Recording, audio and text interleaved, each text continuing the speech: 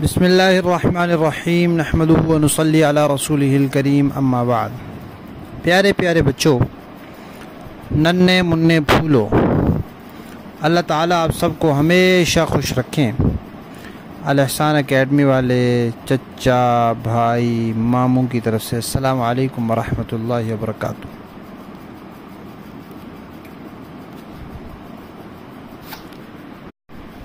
پیارے بچوں، ہماری کہانی چل رہی ہے حضرت خدیجہ رضی اللہ تعالی عنہا۔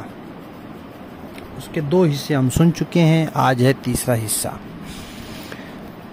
پیارے بچوں، آپ کو پتہ ہوگا کہ مکہ مکرمہ میں پہاڑ تو ہیں، پہاڑی شہر ہے، پہاڑی علاقہ ہے، لیکن وہ پہاڑ سرسبز نہیں ہیں، وہاں درخت زیادہ نہیں ہیں، پتھروں والی زمین ہے، پتھر والے پہاڑ ہیں، خشک پہاڑ ہیں زیادہ۔ تو وہاں کوئی کھیت، باغ، فصلیں وغیرہ نہیں ہوتی تھیں۔ فصلیں ہوتی ہیں نا، لوگ کھیتوں میں گندم لگاتے ہیں، چاول لگاتے ہیں، اور سبزیاں لگاتے ہیں، اور چیزیں لگاتے ہیں، یا باغ ہوتے ہیں، پھر انگور کے باغ، کھجور کے، دوسری چیزوں کے۔ وہاں یہ چیزیں نہیں تھیں۔ پھر آج کل کی طرح جیسے بڑے بڑے جو شہر ہوتے ہیں، وہاں بڑے بڑے کارخانے ہوتے ہیں، فیکٹریاں ہوتی ہیں۔ مکہ شریف میں اس طرح بھی نہیں تھا کہ اس زمانے کے حساب سے کوئی کارخانے ہوتے، کوئی بڑی بڑی چیزیں بنا کرتی وہاں، ایسا بھی نہیں تھا۔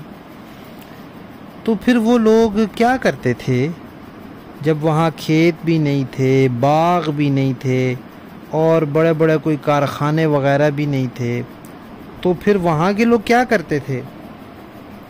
وہاں کے لوگ تجارت کے لیے دوسرے شہروں میں اور دوسرے ملکوں میں جایا کرتے تھے۔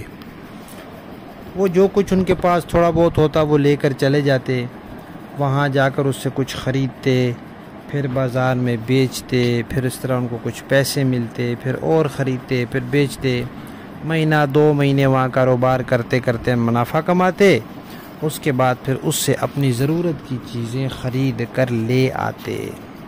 اس طرح کرتے تھے۔ تو زیادہ تر لوگ شام جاتے تھے، ملک شام۔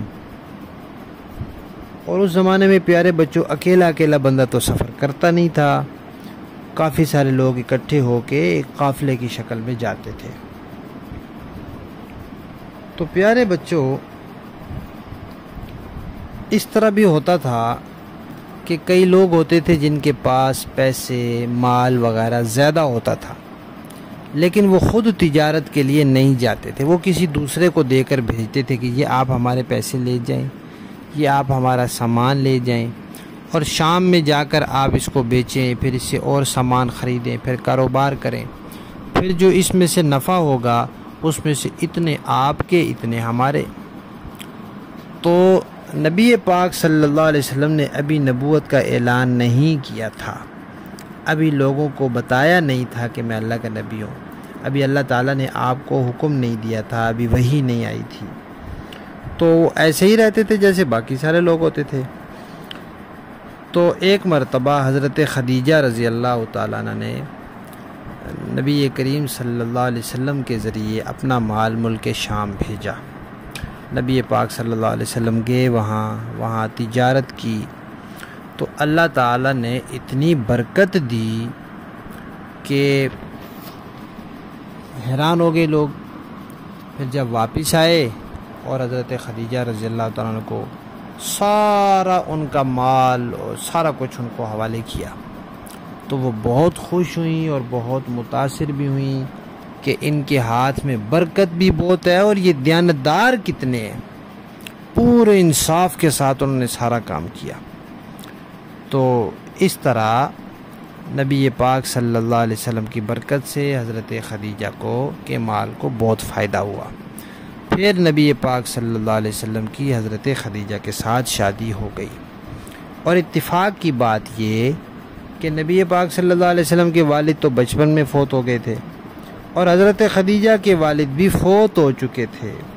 تو جب شادی ہوئی دونوں کی، تو شادی میں دونوں کے چچا شریک تھے، نبی پاک صلی اللہ علیہ وسلم کے بھی چچا اور حضرت خدیجہ کے بھی چچا۔ پھر ان دونوں کی شادی ہو گئی اور پھر حضرت خدیجہ نبی پاک صلی اللہ علیہ وسلم کے پاس آ گئیں اور ان کی بیوی بن گئیں۔